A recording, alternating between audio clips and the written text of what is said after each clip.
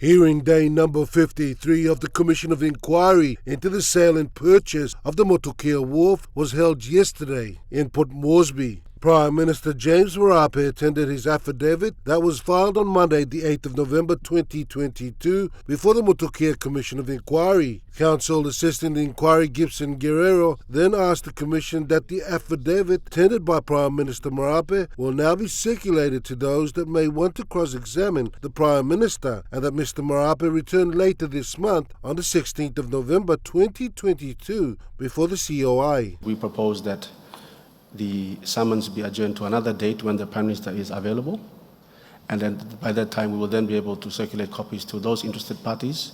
And if it transpires that they do not need to cross-examine the Prime Minister, then we will simply discharge the summons without the need for the Prime Minister to attend on that particular date.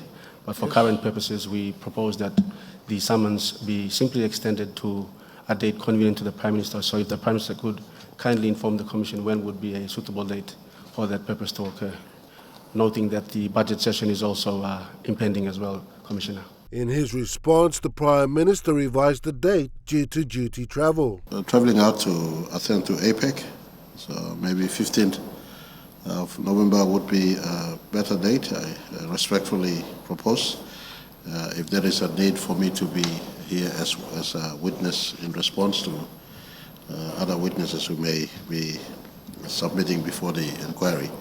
But everything that I need to say is wrapped in my affidavit and is submitted before this inquiry.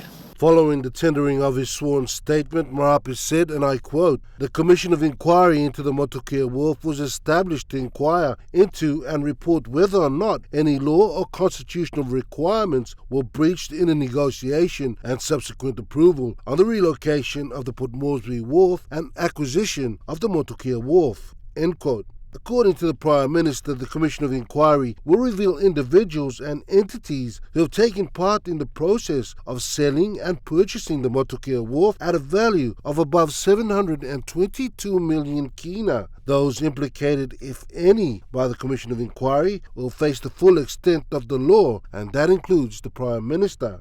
Also included is taking legal action against those implicated in the UBS loan inquiry and seeking restitution for the loss of revenue to the country from institutions like the Union Bank of Switzerland and others. The Prime Minister concluded by stating that these inquiries into suspicious and dubious dealings by high-level government officials and various institutions are important, as the government hopes it will help to improve systems and processes.